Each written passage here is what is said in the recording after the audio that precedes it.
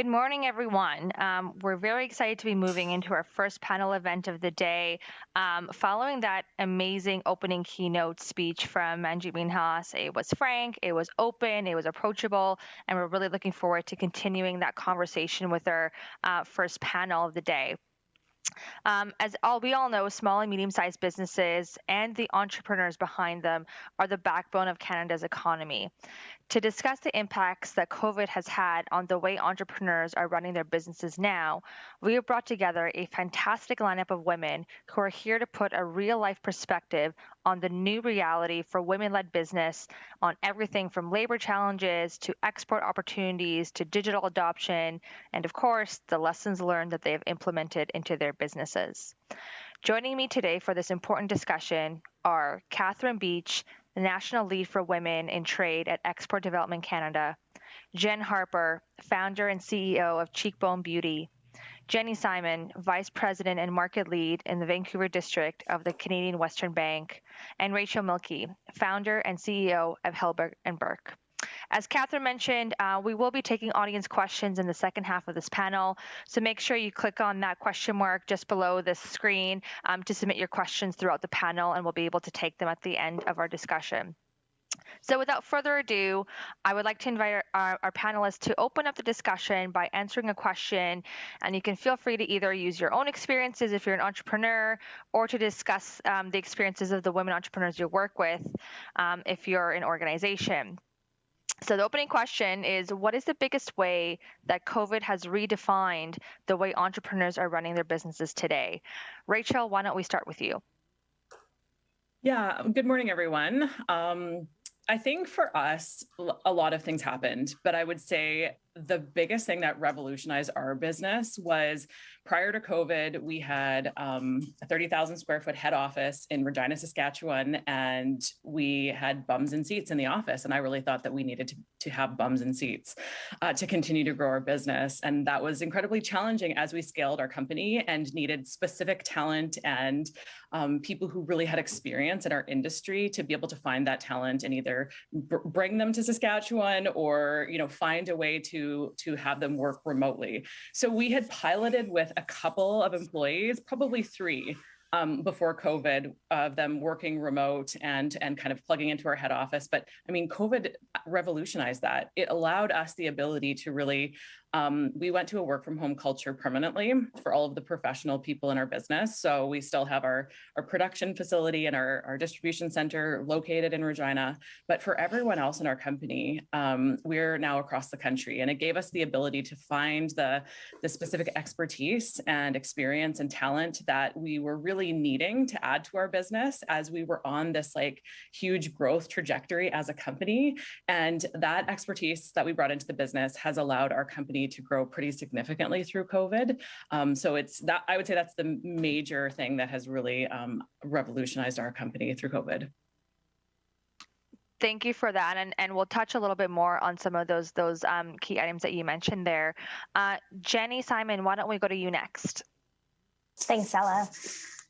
A lot happened during COVID, and I would say for us, I go back to CWB and who we are. Since being founded by our founders, we've been really singularly focused on being the best bank for businesses in Canada. So we invest the time and energy, and it truly takes the time. We take the time to understand our clients' businesses. We anticipate their needs, and we're responsive and flexible in ways that others don't do. So for us, when we work with our clients through this very challenging time, what we saw was COVID really tightened the overlap between the business needs and the personal, because business owners and their companies are often synonymous with who they are. They are the business, they are the person that they are. More owners took a deeper look at their finances, especially their big financial picture. The challenges that, the businesses and the business owners have to adapt and pivot their service delivery and their business to maximize revenue and continue, the lights on, keep the lights on, and really control costs. Today, I would say we still see that managing costs and understanding cash flow is still among one of their first priorities. And, staying true to who we are, the most important thing that we did was reach out to our clients, just continue with that proactive approach before our clients even call us and ask for help. The program was called The CWB Has Your Back. It really helped us get ahead of the challenges that were coming for business owners. This just felt natural to us because, again, being proactive with our clients has always been central to our model. And it's part of our DNA. And it's just really the right thing to do. So, and the feedback we get from our clients from our CWB Has Your Back program was super positive, helped our brand grow. It reinforced the difference we can make to the business owners. And really and we continue to invest in that difference today with continuing to in our growth trajectory and opening up 2 new banking centers in Markham and Toronto, Ontario this year and next. Thank you so much. Let's go to Jenn Harper next. Hi, good morning, everyone. So for us, we are still a very small business. I still call us a startup. And we were always set up for e-commerce. That's where we were built. That's where we were born. And so when the pandemic hit, we were ready for all of those online orders. What we did realize is we were predominantly a lipstick business. So that was a bit dramatic at the beginning, thinking that every product we sold was not going to be of use to folks. And then, of course, with the rise of Zoom, everyone was still wearing lipstick, which was great. But then it helped us adjust our goals for the upcoming next couple of years. And that's when we started working on our eye category and got really serious about creating that. And so then we did launch that in 2021. And then for us as a small e-commerce business, we really always wanted the opportunity to be a multi-channel, an omni-channel brand. And so we started working on our retail strategy and our plans. And of course, Sephora was always our big goal in terms of a partner. And we launched with them in late 2021. And so the pandemic just, I think, helped us speed up a lot of the things that we knew that we wanted to do, but it helped us get there faster. And that's a very interesting experience because it's kind of opposite to what many had been facing, where they went from primarily store to digital. So great. And Catherine, we'll turn to you next. Thanks, Alla. Hi, everyone. I'm excited to be part of today's session. For those of you who might not be familiar with EDC, Export Development Canada, we are Canada's export credit agency, and our job is to help Canadian companies do business successfully in international markets. As international risk experts, we equip Canadian companies with the tools they need, the trade knowledge, financing solutions, equity, insurance, and connections to grow their business. In terms of how COVID has redefined the way entrepreneurs approach business, we've seen incredible resiliency and innovation in Canadian companies the past 2 years. So some companies were able to quickly pivot and adapt amongst those unprecedented times. And some used the pandemic actually as an opportunity to look at their business strategies differently and look at different approaches to international markets. And Jenn just highlighted that actually. We saw companies quickly pivoting into new directions, changing their product lines or their scope of business, and expanding their operations to become more adaptable. We've also seen a significant number of companies improve and adapt their online capabilities and take that digital first approach, leveraging e-commerce significantly, which this then opens up markets internationally and then can create companies that really start out as exporters. We've also seen companies relocate business activities, either offshoring or reshoring some production activities, and looking at how to diversify their supply chains. You know, the last 2 years have certainly been a test of the collective resiliency of Canadian communities and businesses who really continue to demonstrate their resiliency and innovation time and time again. Thank you so much. So moving into the discussion part of our panel, I want to come back to Jenn and Rachel because you guys both talked about digital adoption in different ways. You know, Rachel, you talked about transitioning to work from home and doing remote work as part of your permanent state for your professional staff. And Jenn, you talked about kind of the opposite. You started as e-commerce, expanded into the storefront storefronts and expanded your products. So I want to hear from both of you about a little bit more about your experiences and maybe how your plans change. I mean, Rachel, how did your e-commerce and digitization plans change? And Jenn, could you speak a little bit more about the moving into the storefront during a time when masking, closing, opening, and social distancing were kind of the name of the game? So maybe let's start off with Rachel. Yeah, sure. I mean, like everyone, we had to really focus on our digital strategy and e-commerce. Hillberg and Berk has sold through e-commerce since 2005, though. So, like some entrepreneurs, we weren't sort of figuring that out through COVID. It was already a really well-established part of our business, but for us, our sales through e-commerce were around 13% of our total revenues. So still, like, a lot of resources had been put into building e-com over the years for it being still a pretty small portion of our business. So as all of our retail stores closed, and I think at the time when COVID hit, we had 11 or 12 retail stores that were needed to close. We weren't sure what was going to happen, but our customers followed us. They went online and really kind of business carried on.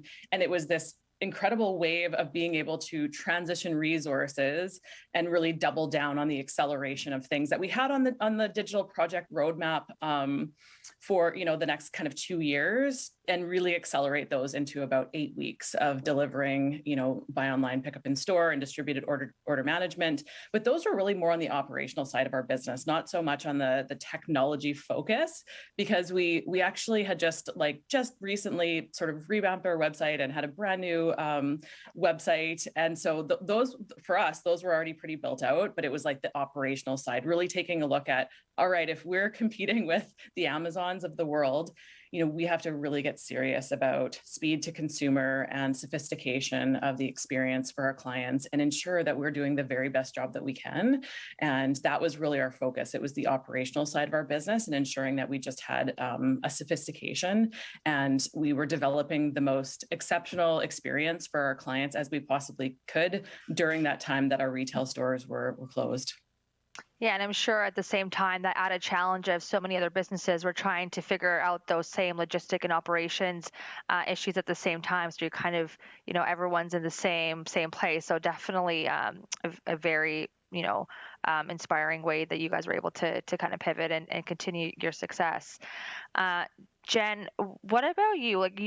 Can you speak more about your experience going into stores and how, obviously it was probably, scary time, didn't know if people were going to come. Could you expand on that journey a little bit more?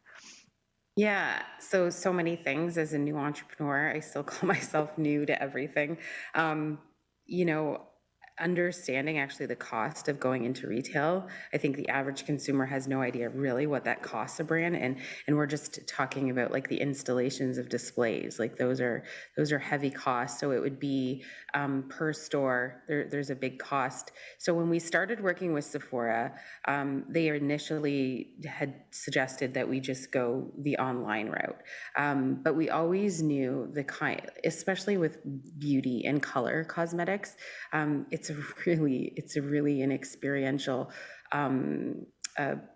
product to sell, and especially when it comes to things like shade matching, and of course technology, AI in the digital space. They've made leaps and bounds when it comes to how we can help our customers test shades, but we're learning that none of them are perfect, and that's still becoming a big struggle, and finding the right shades for our customers. We did also, it's understanding all the data that we've collected over the years of the kinds of customers we have, and there's certain age groups and demographics that will buy something, and even if it doesn't match perfectly, they keep it. They don't want to return it, even though we're offering. And so we're learning so many different things about the people that have become a Cheekbone customer over these last few years. So then now working with Sephora, it's a whole different experience, because those are not Cheekbone customers. Our customers, we really have a huge ownership over them. We have our e-com business is 90% of our business, and we have we're at a 55% customer return rate. So that base, that core group, they are really truly ours, and they're not technically Sephora shoppers. And so as we've jumped into working with Sephora, that's their world. These are their customers. And of course, our job is to grow our base, to create new Cheekbone Beauty customers. And so I'm and our team were in this space of really trying to navigate and understand the Sephora beauty world, where they're definitely a lot more savvy when it comes to actual beauty products. Like, we've created a brand where it's people that really are care about not only having great high quality beauty products, but at the same time care about so many other things, and that's why they align so well with our brand, whether it comes to environmental issues, social issues. Our core group is definitely passionate about those things, and so that's why they love and adore our brand. And then, as you know, I've pose myself, and I still consider myself, this is very new to makeup, right? And so the whole journey of our brand has been about that customer, our Cheekbone community, really joining me in experimenting and playing and learning about makeup and playing with it, because we're not shy about telling and being really transparent about this process, that this is all new to us. And so that's how our sort of community has grown and who they are. And so working with Sephora is been extremely enlightening. And because of the pandemic, initially Sephora offices were shut down. They just reopened in March of 2022, which meant all of the in-store, so Sephora team education, Sephora customer events, all of those things just started happening as well. So sort of our first 6 months with Sephora, unfortunately, wasn't a really I guess the best experience, because we're not able to get in front of their customers and learn as much as we can about them. Now we're there, and I've been traveling across the country and visiting the stores that are carrying our products. And right at the moment, we're only in 15 locations, and Sephora has almost 100 in Canada. And so of course we want to be in all 100 and all of their US locations too. So that's, but it's like any relationship, it's always fascinating. It's about getting to know each other and seeing what works for us as the brand and what works for them. And they are this massive machine, because I can tell you, I've been in a few locations and some of their employees didn't even know our brand existed. And I'm like, our podium's in your store. But they're also in a place as an organization where during the pandemic, they had to let go of a whole bunch of people. And so one of those employees were obviously, one store I was in, they had just hired 25 new employees, like that, those over those couple of weeks, which I cannot imagine, because when we hire one new person at Cheekbone Beauty, I'm like, the training and all the things that they need to catch up to understand our brand and our culture is a lot. So it's just this crazy time in history where I think there's a lot of newness for everyone. But I'm really grateful. We've had a wonderful relationship with them thus far. And I feel like any relationship, it's going to take time to like get to know one another. And for us to get to know the Sephora customer, which we're really excited to do, because obviously these people just absolutely love beauty, and I want them to be a part of our world. And I think that's a really great segue. The way that you said there's a lot of newness right now, and a lot of lessons that a lot of businesses, whether they're established businesses or newer businesses, are learning. And that's where I kind of want to pivot to Jenny and Catherine. How have trends changed when it comes to how entrepreneurs are approaching their businesses? Do you see new trends among entrepreneurs today that you didn't see pre 2020, either for established entrepreneurs or those who are looking to start their businesses? Maybe Catherine, we'll start with you. Sure, thanks. So last year, EDC launched a new 10-year corporate strategy, and really it lays out a number of priorities that will shape our efforts. And first and foremost, we made the decision that EDC will lead with our values, that being environmental sustainability, social welfare, and governance and ethics, otherwise known as ESG. And we know that many companies and corporations here in Canada, as well as globally, are making that same deliberate choice. We believe that building out an ESG strategy can be an accelerator for Canadian businesses to grow. So companies need to take this seriously and look to build out a proactive approach to understand and mitigate ESG risks, seize some opportunities, and innovate to reduce environmental impacts. And we believe this will be a competitive advantage in the global market because it's going to become a dominant strategic imperative. And what gets me really excited and what we believe here at EDC is that there's a big opportunity for women entrepreneurs. Women-led companies often have a double bottom line. They're not looking just to make a profit, but also to make a positive change by solving a community gap addressing social justice or climate concerns, and often started this business due to this vision. They approach business differently. Profits aren't always their number one goal at all costs, and they're looking to create value-based, purpose-driven organizations aligned to sustainable business practices. And these are the companies that are growing fast, and there is an increased demand. And we have this example here with these two great entrepreneurs, Jenn and Rachel, to share their stories. Thank you. And Jenny, did any new trends that you're seeing with your clients? Yeah, for sure. And I would say if I think about, all the clients that we deal with, there's so many, there's definitely a heightened emphasis on sound financial planning, forecasting, and really risk management. If we look at the market uncertainty today, supply chain issues, higher interest rates, high inflation rates, they all mean more clients are wanting to understand these scenarios ahead so they can be more ready for the unexpected almost at times. That's what we've learned in the last through COVID. So we're helping our clients focus more on their core business and look for those solutions to navigate these potential challenges. And I would also say that this also includes succession planning.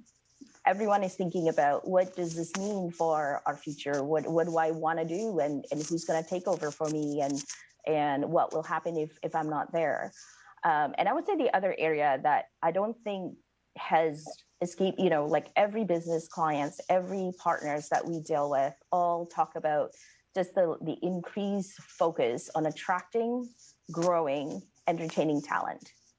Like that's a big topic item. And then in particular, women talent. Businesses can't grow without the right talent. The tight labor market is limiting the ability for a company to scale up and meet new opportunities. We're seeing companies prioritize their overall corporate benefits, wellness, and we're also encouraging them to think about marketing and brand story and how to emphasize importance of inclusion and ensuring that we're drawing on the deepest talent pool available. One way that we do this at CWB is through our CWB Women, which is an employee represented group that fosters women business leadership at really the grassroots level. And speaking of grassroots and fostering women-led entrepreneurship, I want to open up a question to all the panelists. During the pandemic, we saw a lot of focus given to various social issues that range, from Black Lives Matter to supporting, local businesses, Indigenous businesses, minority-owned businesses, and of course, women-owned businesses. So I'm curious about how all of you, how did you either feed into that demand or showcase that demand? And today, has this interest and support continued? And if so, or if not, how do we continue supporting these businesses and keep that momentum going? So maybe Rachel, why don't we start with you? Sure. So since we're a mainly direct-to-consumer business with retail locations across Western Canada and an e-commerce platform, we have owned the majority of those relationships with our consumer. And we have a really intimate relationship with our consumers. They know our brand well. We have been a purpose-focused business, so contributing a percentage of our sales back to women-focused organizations across the country. And I think that there's been a good understanding of our customer base that was our focus as an organization. And I think what we saw was we already have a strong relationship and retention with our customers. And I think through COVID, what we saw was a lot of our customers started to share the story about our brand.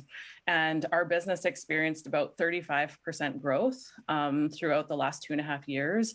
And so I think not only there was a few factors happening. People had extra disposable income. They weren't traveling. They wanted to feel good about themselves. They were purchasing the lipstick. They were purchasing the jewelry to just make themselves feel better. And I think consumers were also telling other consumers about great brands like Cheekbone. And there was this heightened awareness about the fragility of our supply chain and the critical importance of our local businesses, our local industry, and how that drives our economy. Like as entrepreneurs and people in the industry, we all understand this, but then there was this broadened awareness from everyone of like, wow, we have to support our own businesses, not because it feels good, but because it's actually a critical economic driver of the future. And where's the opportunity? Well, it's the small upstarts, it's the minority-owned businesses, it's the women-owned businesses, it's the businesses that, typically don't crack $1 million in revenues. How can we drive those businesses?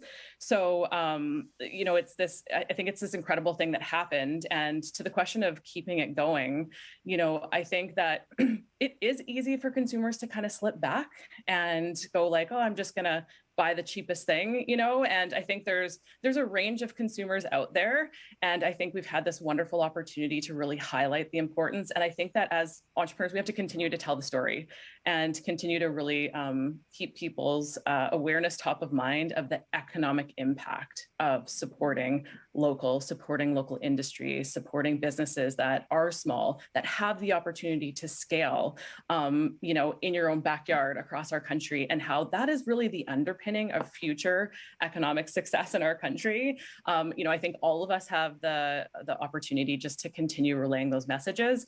And Hillberg and Berk as a brand, one thing that we did was, I think because our customers already had that fundamental understanding of us being a woman-owned business, being local, doing some local manufacturing, we tried to look at our own procurement practices and ask the question, how can we highlight other businesses? How can we work with locally owned female entrepreneurs in things that we're going to source locally? How can we storytell around other businesses and really highlight and use our platform to tell stories of other, startup stories or success stories that maybe could use a little bit more profile? Yeah, I know, and that's so true. I mean, I know during COVID, when I wanted to support local businesses, the first place I went to was my friends. Like, hey, do you guys have any good brand recommendations that are Canadian or from British Columbia or Ontario or what have you? So I think that is definitely true from a consumer perspective as well. Catherine, why don't we turn to you? I know you touched a little bit on ESG, but how did EDC help feed into this process, and how do we keep the momentum going? Yeah, thanks for that. So from the onset of the crisis, EDC worked alongside federal partners, other Canadian financial institutions to really provide support to Canadian companies. We worked through the different stages of recovery and adapted our existing liquidity and insurance programs to really maximize the depth of support available. And one program in particular that was created was the EDC Business Creditability Program, so BCAP, which has now ended. And the program was developed to help with cash flow, to cover business operating costs during COVID, and through a partnership between EDC and approved financial institutions. And why I mentioned this is because 21% of the guarantees delivered were to women-owned and women-led businesses. And when you compare that to the fact that around 17% of SMEs are majority owned by women, we can really start to see the potential impact this program had to women entrepreneurs, but also the demand that existed for that support. And I want to focus now just a little bit on that last part of the question around how do we keep the momentum going. And one aspect that we focus on at EDC as part of our inclusive trade strategy is really creating that awareness and profiling and champion success stories of entrepreneurs. So we believe it's really important to ensure opportunities to showcase women entrepreneurs and other entrepreneurs from equity-seeking groups, including Indigenous businesses and Black exporters, to ensure not only that these companies are growing their brand and their reach, but also to inspire other entrepreneurs to see themselves in their stories. Another aspect is around being an active player in the broader women in trade ecosystem and ensuring that we're connecting with the different partners, leveraging our networks for referrals to various programs that are available, such as accelerators, mentorship programs, advisory programs. We also saw during COVID the value of leveraging virtual business ecosystems and bringing networks together across Canada, and some piloting and pivoting of converting trade missions to virtual trade missions. And this helped remove some of the barriers to accessibility in terms of capacity to travel and cost considerations. And all of this really allowed for more flexibility, which helped more entrepreneurs. So we hope to see some of these trends that have emerged continue. Amazing. Jenny, why don't we go to you next? Thanks, Alla.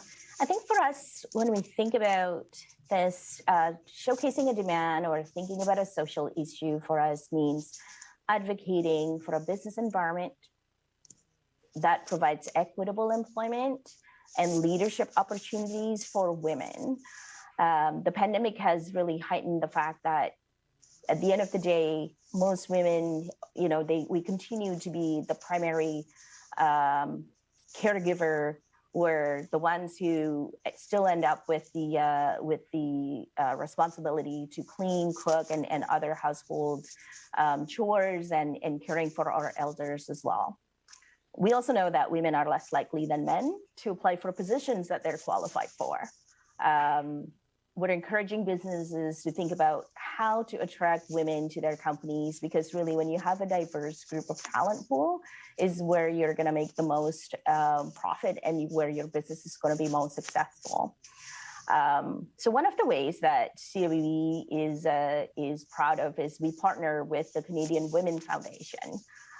They promote economic development among women in skilled trades and tech, entrepreneurship, technology, and social enterprises. So that's, I would say, is a highlight for us and how we continue to promote women in business. Fantastic. And Jenn, coming to you last, you are an Indigenous woman, an Indigenous-led and woman-owned business. I think you can, would love to hear your perspective on this question. I think I'll come at it from like why this all matters. And I actually this week had a great experience to share that, because in reality, like I'm one of the social issues, like literally, right? In that we talk about regularly in this country.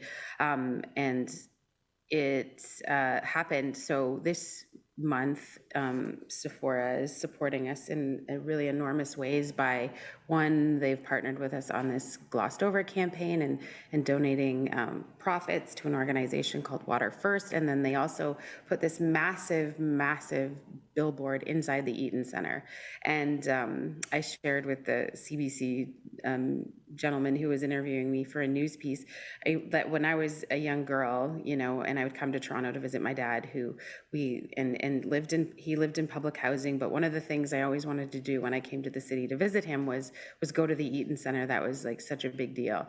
And as a kid, I could never imagine like seeing that billboard or the idea of me even owning a business. Those are thoughts that never, ever crossed my mind, like at all. That wasn't a possibility. And I tell this because I think this is where where representation like truly matters. And then when you're supporting these kinds of businesses, then you get to add to being a part of building on that representation. And then we had an event at Sephora at the Eaton Center later that evening, and a young girl who was like about 12 years old came in with her mom and her aunt, and she was so excited to meet us and try some of the products. And I thought about it, and then I went to have dinner that night with about 17 other Indigenous entrepreneurs that are doing way wilder stuff than Cheekbone. Like they're in tech, and they're all in Toronto right now for this Collision Tech event that's happening. And they all were speaking there. And we had dinner, and I'm driving home and I'm thinking, oh my goodness, this is just like the perfect example. That little girl and her brother that was with her and her mom and her aunt, she will never have to question if she could build something because of what we're doing at Cheekbone and what all of those other Indigenous businesses are doing in the tech space at the moment. But when I was growing up, we didn't have a lot of representation. Like there weren't a lot of Indigenous people doing businesses that had, there are, I'm not saying there weren't any, but I guess on a level where it's seen regularly on a billboard, in a store where someone shops regularly, understanding that someone who looks like them, who comes from a community like them, could have the ability to go and build something from nothing and have it land in a place like Sephora. And that's what happens when you support businesses that come from marginalized communities. And that's a really powerful, I think, perspective, because as women, I think, all of us have had that perception of, well, like there's a woman doing something I want to do. But I think as an Indigenous woman, even owning a business was, seemed like a foreign concept to you. So, I think that, congratulations. It's definitely something that's going to be leaving an impression on so many.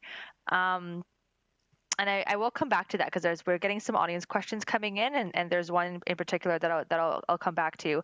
But before we move into the audience questions, I do have a question for Jenny and Catherine. Seeing as you both work with so many businesses, I want to hear about how are businesses planning for the unknown. There was a lot of surprises in the last 2 years for businesses. COVID, I think, was a shock to many, and then wave after wave, closing and opening. How has that changed the way that businesses are planning for the unknown, whether it be future COVID waves or a different public health crisis or whatever else it may be? And does that maybe change how they look at things? Like Catherine, maybe I'll start with you. Does it make them more hesitant to take that next step to exporting? And how do we encourage women-owned businesses to not be fearful of that unknown? Yeah, absolutely. So when thinking about this, planning for the unknown for me, it really links back to risk mitigation. And this is something that EDC speaks a lot with companies. We want them to clearly understand risk, but not let that fear prevent them from moving forward or taking that next step. So we really encourage and coach companies to learn about the risk, identify them, then make a plan to mitigate and develop those strategies to overcome them. A study done a couple years ago by Deloitte shows that companies who export actually have less business risks because they're more diversified and have a broader set of customers, and then are better equipped to handle ebbs and flows of economic upturns and downturns. So at EDC, we talk a lot about diversification in terms of the various markets and buyers companies sell to, as well as diversification of the companies that export. And this is really what we're aiming to promote and support. And one of the first financial tools that we speak to companies about when they start to sell outside of Canada is credit insurance, because this is a risk mitigation tool. And credit insurance protects companies' profits and balance sheets by insuring against the risk of non-payment by customers. And it also allows companies to be more competitive because they can offer better payment terms to their customers. And lastly, it increases access to working capitals because banks may assign more lending value to foreign receivables, which are insured. So I did want to talk a little bit about exporting more in general and some of those key factors that we've seen from successful women-owned or led businesses so that we can try to create this environment where more exporters can access these keys in a more systematic way. And these are some of the steps that entrepreneurs are taking to be better prepared for the unknown. And a lot of this is we've heard already today. One is really setting up your business for success. So incorporating businesses, making sure that they're protected from personal liability. And also this opens up access to more resources. And having that strong network, enabling those introductions to customers, suppliers, partners, distributors, manufacturers, and using financial products as well as looking at grants to speed up growth. Our research shows that women are less likely to take on debt and leverage that as a tool. And you know what? This can actually hinder the rate of growth. It's important to understand the players in the trade ecosystem and using them to strengthen export plan.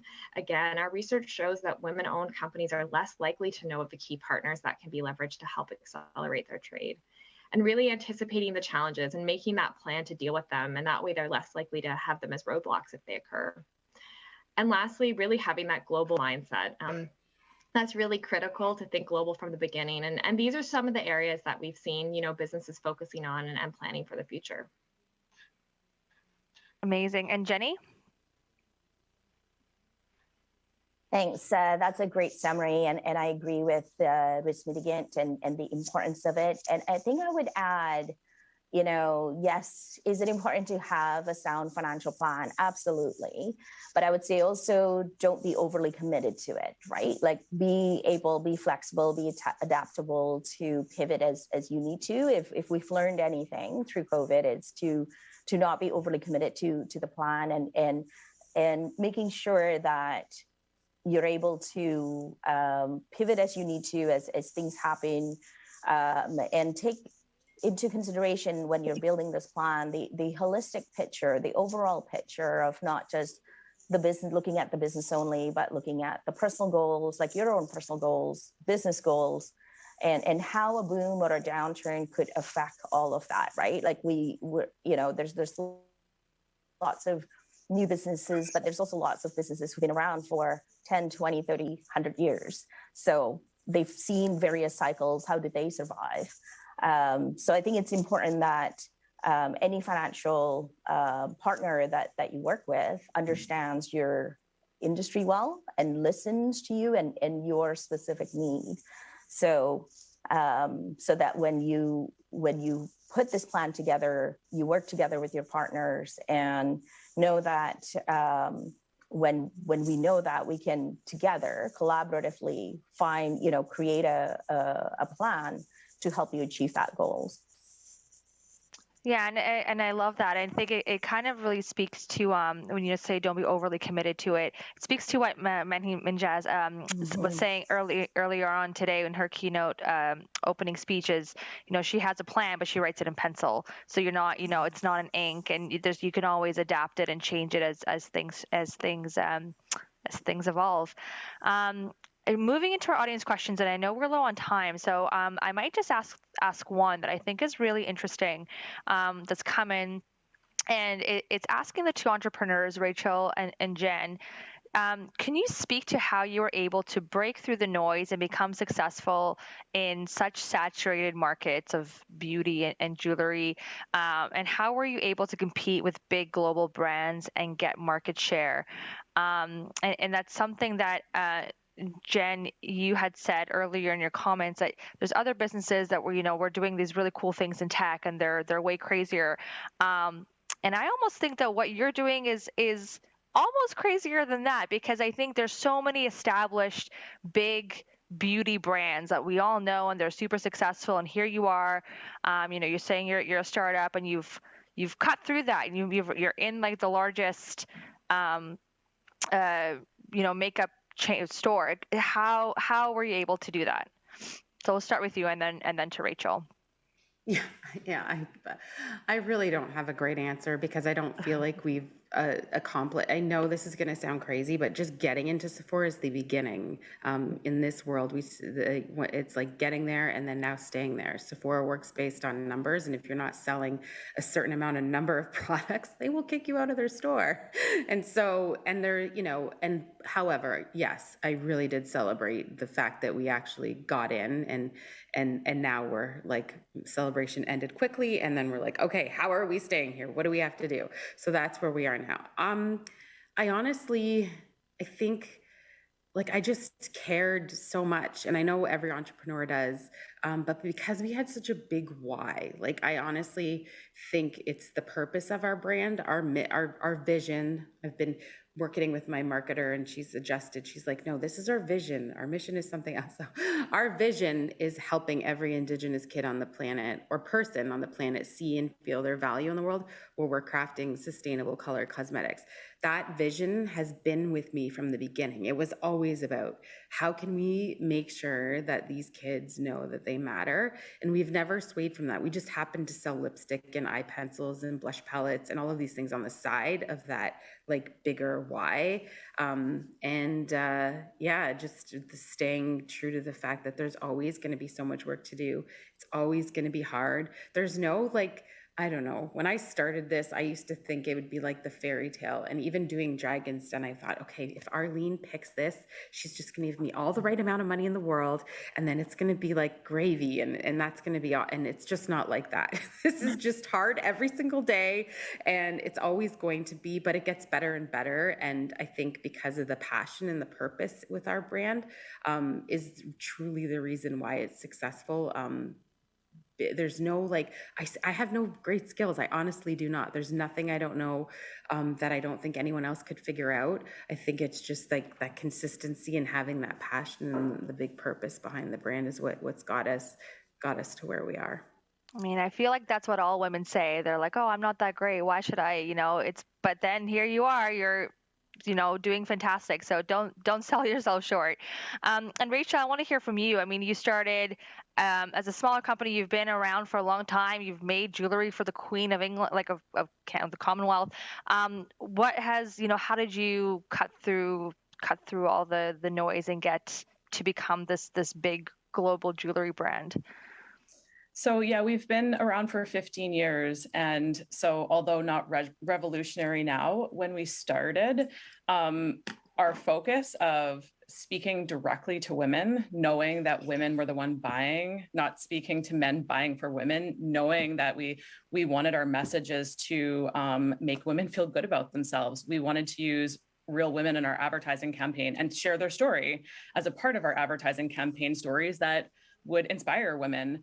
That was different than other people in the mall that we were sitting next to when we first started. And over time, we've just doubled down on that. And we've used our brand as a platform to tell stories, to showcase women who are doing incredible things. And I think that that's been a big part of what differentiated us in the beginning and helped women notice our brand and be like, oh, this is a company that's kind of doing things differently a little bit. The other thing was, in the beginning, like I have to chuckle, Jenn, at your comments, because, I felt a lot of the same way. I felt like, oh, I have to go to this big trade show in New York. And I kind of took the Dragon's Den investment that I got and went to this New York trade show. That didn't work at all. And in the end, what worked was owning our own backyard, becoming super successful in Regina. And then we became super successful in Saskatchewan. We had a pair of our earrings on almost every woman in the province. And then we moved to Alberta, and then we moved into Manitoba. And slowly, the lily pads taking over a pond, we have started to dominate all of Western Canada. But we started in our backyard. We started with the customers who supported us from day one, but that took some learning and some realization that it is really hard to go out and try and just like win in New York, but you can win in your own backyard and then take that success and double down and move to the next city and the next province and the next customer. So that's really been, I think, the key to our success was focusing on local and really dominating local, and then taking kind of one market at a time, one city at a time, and just staying true to who we are as a brand, really focusing on how can we use our brand to make our communities around us better? How can we storytell in a way that really supports women and makes them feel better about themselves? And how can we use our business as not only a platform to storytell, but also as a vehicle to economically support organizations that are really making a difference in women's lives? Fantastic. I would love to have another hour of time with all of you, but we are running to the end of our panel. So I just want to give each of you, one final word in 1 minute or less. And just what is that one piece of advice you would give to women who are looking to start or grow their business today? And Catherine, maybe I'll start with you, maybe by, phrasing it a little differently. What advice would you give to women owner-led businesses who are looking to export? Yeah, thanks. And I will say that I agree with Rachel's advice in terms of, following where the customer demand is. And with that being said, I'd also say having that global mindset from the beginning is important. So even thinking about it from a future state. And I think it's critical to inspire women entrepreneurs to consider exporting eventually as part of their business growth strategy, and really to think globally from the beginning, because even having that aspirational goal is really important at the beginning to be able to plan your strategy accordingly. Amazing. Jenny? Thanks, Alla. I would say build a strong and supportive team. If you're a small business owner, you're likely the expert in everything about your business. But as you grow, you want to focus on so many things, and you'll need to be honest about what your strengths are and what you know and what you don't know. Don't be afraid to bring in your external partners, your lawyers, accountants, your banker. They should all be part of your an extension of your team. Really, and pick the right people who truly want to be part of your success. Great. Jenn? I'm gonna share an experience just because Rachel's here. So I don't know if she remembers this, but there was an event in Toronto, and it happens every year. It's called the Women of Influence Awards, and I had just started Cheekbone back then, and I remember I saw her there, and I was like, oh, that's the jewelry lady, right? So I'm ran up to her, and I asked her, do you still feel like you don't know what you're doing? And she said, yes, every day. And I was like, that as a new entrepreneur gave me so much validation because I still feel that way too every single day. And it gave me validation at that moment to keep going, realizing that people that have already sort of made it to those next levels and sort of smashed those goals, and those goals still feel the same way. And so I encourage people to go and find the right people in your network and surround yourself with people, and don't be afraid to ask questions to any other entrepreneur in business. And Rachel, final word to you. I do remember that, Jen, and it's been so exciting to watch your journey over the last 5 years from, that startup to where you are today, and you are crushing it. And you're such an incredible example to entrepreneurs. So it's been way to go. It's been really exciting to watch you. So a few thoughts. Think big. So even though we succeeded locally, my vision for H&B has always been that we can be $1 billion global brand. And how we're achieving that has been owning our backyard and then moving kind of systematically, but in a way that is profitable and sustainable and really systematic. Know what you're good at. It's so important to know what you're good at as an entrepreneur and really focus on that. And don't be afraid to bring in people who complement what you're not good at and who are way smarter than you. Like when H&B started to scale was when we started to really bring in people who are incredibly good at what they do and talented and smart, and don't ever be afraid of that. And surround yourself with people who truly believe in your vision and aren't necessarily wanting to kind of change what you do, but really are behind what you do. And really find a variety of mentors in your life. And it can be like so hard to where do you find the mentors? Where do the mentors come from? Well, Jen just walked up to me and asked a question. That's what you do. You just have to walk up to people and you have to ask. And sometimes people talk to you and sometimes they won't, but you just have to keep trying. And eventually you're going to build relationships with people. And it's easier now digitally than it's ever been. Keep finding those people who can give you good advice. However, know that nobody knows how to build your business better than you. So find different people who can give you good advice on different subjects that you might need to turn to at different times. Take in that information, but at the end of the day, you're the one who's building the business plan for scaling your business in your specific area at this moment in time. Thank you so much to all four of you for taking the time today. There's a reason I say this is my favorite Canadian Chamber event of the year, and I think this panel was just such a great representation of why. Such great advice that you're giving to, women entrepreneurs, those who are looking to start a business, or even women who are working in the business world more generally. So thank you so much for your time.